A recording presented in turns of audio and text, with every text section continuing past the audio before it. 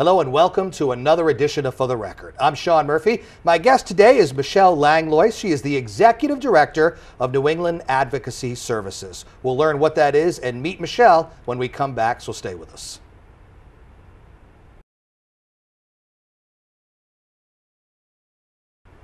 Welcome back to For the Record. I'm Sean Murphy. My guest today is Michelle Langlois. She is the Executive Director for New England Advocacy Services. It's her first time on the show, so first of all, welcome to the show. Thank you. Tell us what New England Advocacy Services are. We provide services to victims of abuse, domestic violence, sexual assault. We basically want to be the person to accompany the victims to the police station, so they won't have to sit alone in court. So we stay with them, throughout the whole process. So that's basically, that's our main purpose, Right. is to be able to give a companionship so they would not have to be alone and face it by themselves. Do you want to be the first person somebody contacts when in need and then also be with them through a lot of the process? The first person, I would always say the Rhode Island Coalition in day one, depending on what, what they need. But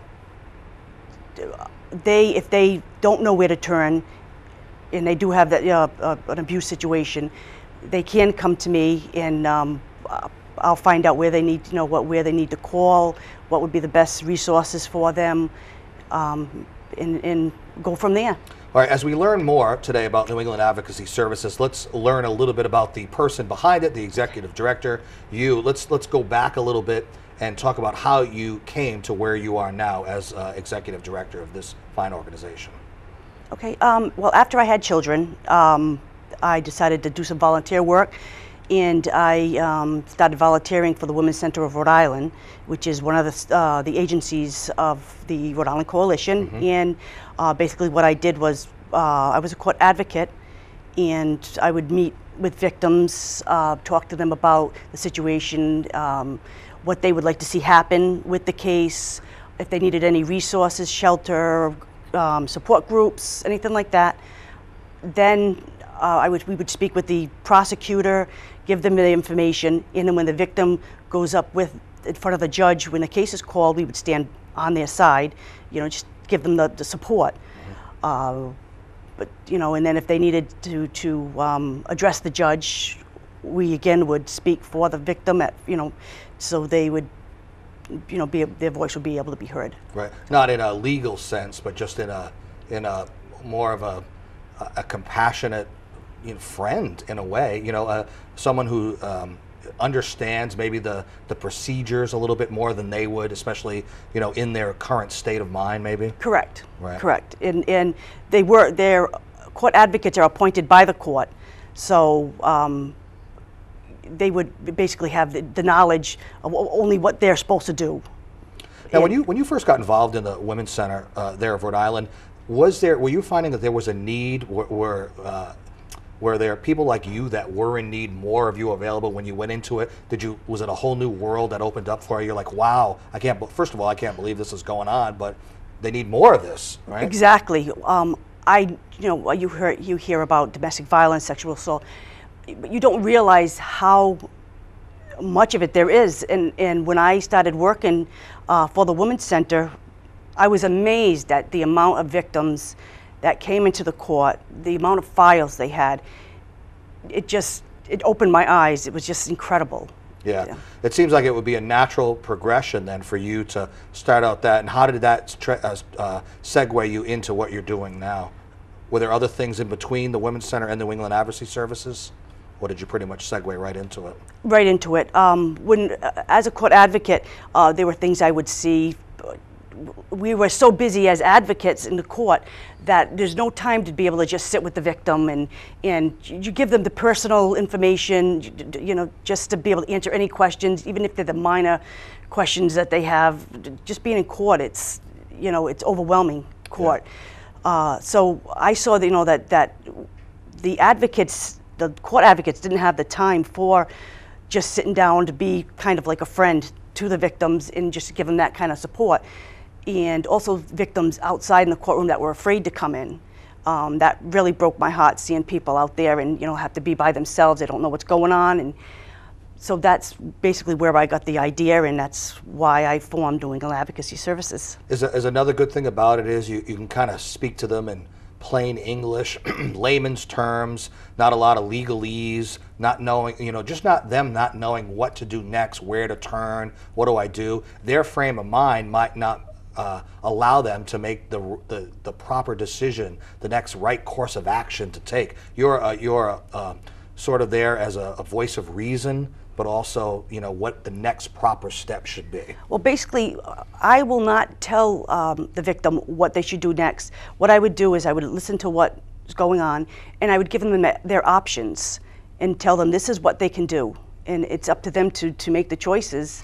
And whatever they choose, I'll just be with them by their side throughout the whole thing. And that, you know, that's key for their sense of, you know, calmness and security. You're there with them. They made the decision, and whatever decision they make, you're gonna, you know, be by their side, so they're That's not right. all alone. Because you feel like you're all alone in the world, don't you, when you're in that kind of situation? I would assume, and then you're, like I said before, you're in, you know, court, and it's just so intimidating being in court. You know, the judge being up there, and all the people in the courtroom, and then you also, a lot of times, are face to face with your abuser. Yeah. You know, and the abuser's friends, family. So you would have to come in contact with them too. So it's all that to make them feel alone. And they're the victim, but sometimes they think like somehow it still was their fault somehow. Exactly. And everybody in the courtrooom is against them. Exactly. Right. They think it's going to end up looking like, you know, they deserved it. You know, and that happens a lot. People won't understand. A lot of times they why didn't they leave the situation? You know, they're stupid for going back. You know, and you hear that a lot. Oh my God! But there's always the other side. There's a reason why. There's always they're a not reason getting why. out of that situation. That's exactly it. I mean, financial. There's children. You know, they're afraid their families threatened. You know, tons of different reasons why a victim would stay in that situation.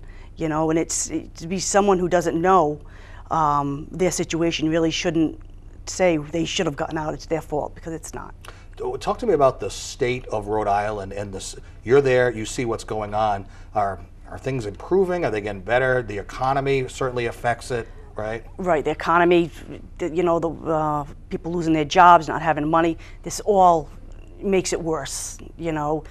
It doesn't help out the situation, and, you know, I believe there's more domestic violence going on now than there was last year. You know, it just keeps getting worse, and if the times are worse, then that's where you're going to see the raise in abuse. So for someone, I just want to get a little bit more of a defined description of New England Advocacy Services. If somebody is watching this show right now, maybe they're having issues or problems. What exactly? How can you help them in any way? Okay, let me tell you basically some of the things that I have done. Okay. I had one person that used to live in Rhode Island but was coming back. She was running from an abuse situation, and I met her at the Bonanza bus station at 10 o'clock at night, and I got her to safety. You know, it sounds so cliche-ish, but that's real life. Oh, you know, that's right. It is. I had another woman that, after years of being abused, she finally decided to make a complaint. So we both went to the police station. The process for them to get the paperwork for the warrant and everything took a very long time. So we ended up going in a McDonald's parking lot and talked and waited for the call. And when the police got the warrant ready and they made the arrest, they called us. And then we went back to her house because she had hidden her husband's weapons. So she was a nervous wreck. So she asked me. I turned over the weapons to the police.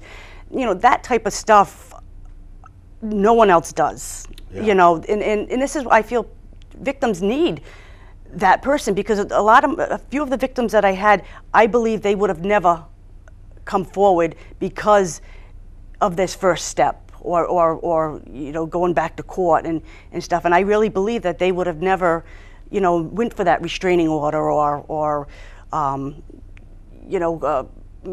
to the police station. I can imagine what their situation might be like now if they hadn't taken that first step. Oh my God, right. Just so what does a person do? What is the first thing they should do? Should they contact you? Maybe if they're apprehensive about contacting the authorities in some way, can they call you? Of course. Okay. Right. If it's an emergency situation, I would always say dial 911. Right. You get the police there.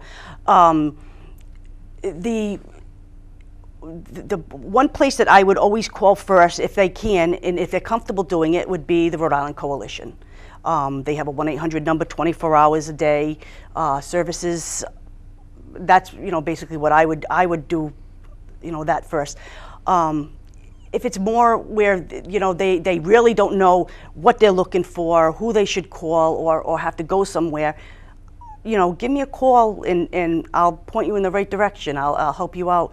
I mean, I even wrote, we just finished writing a parole letter for one of my clients. She wanted to object to her husband getting out. So we just sat down and we did a parole letter objecting to him getting out of jail, and it's anything like that, anything to do with their abuse case.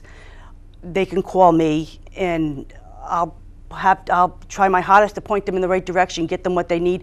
If there's something I don't know, which there will be, in any situation, I have the resources to find out the information. Get the internet, I have the Rhode Island Coalition, Day One. So the information's out there for me to find it. It seems like the Rhode Island Coalition is so all-encompassing. Whatever the need, whatever the emergency, there's a resource available to them. Definitely. And it can be found out through you, most likely, right? Right. Let's take a break. I want you to give out the website so people can go and learn a little bit more about you, and then we'll come back and talk some more. So what's the website? It's neadvocacy.org. All right, we'll put a graphic up on the screen too. Michelle Langlos, the Executive Director of New England Advocacy Services. A lot more to get to, so we will. I'm Sean Murphy. This is For the Record. Stay with us. Thank you.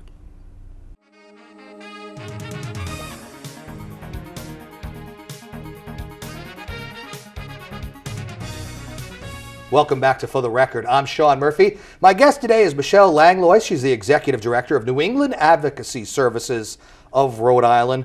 Should we emphasize that it is Rhode Island? Occasionally, even if somebody calls from maybe Massachusetts or Connecticut, you may be able to steer them to the appropriate source should they have need too. Correct. Right? Okay. Right. And again, we mentioned the website at the end of the last segment. What's on the website for people to go to and see, by the way? All the contact information, what our services are, different resources. Everything, really. Basically everything, right. And one of the things that's also on there are links for Facebook and the like, because social media is so important for really all aspects of life. I also am in radio too, so we're very active on Facebook. But to get the word out for promotional purposes, Facebook and social media in general is so important these days, don't you think? Oh my God, yes. And when you want to get the word out about New England Advocacy Services, I mean, what are the best places to go, because it seems like everybody has a Facebook page nowadays. Right. That's basically, I have my website and then Facebook. Right. And you can get more interactive on Facebook too. You can update it easier. I mean, unless you can get into your website and make changes yourself, or sometimes you have to have a webmaster. But Facebook, whenever there's an important issue maybe that you want to discuss or new contact information, it's right there, and people are more, and it's all network. That's the thing about that. So. Absolutely. Right. Is it active? Are people on your Facebook page? Yes, I believe we have 200, almost 230. And I know you're just getting started with it, so that's an excellent start. Yes. And that'll just, it'll be a domino effect. So, and it's hugely important. So as we continue to discuss New England Advocacy Services, I know there are some really important services that we haven't even mentioned yet, like, for example, the escorting one to and from court if they're maybe concerned about their well-being on their way to court. Talk about that a little bit. Right. If there's any concern the client might have about walking from their transportation or bus to court, I will meet them at the transportation, and we'll walk together there, and then after court's over, I'll walk them back to their transportation. I don't want there to be any possible reason to stop them from, they're afraid to being able to, Yeah, that's exactly, those kinds of concerns are what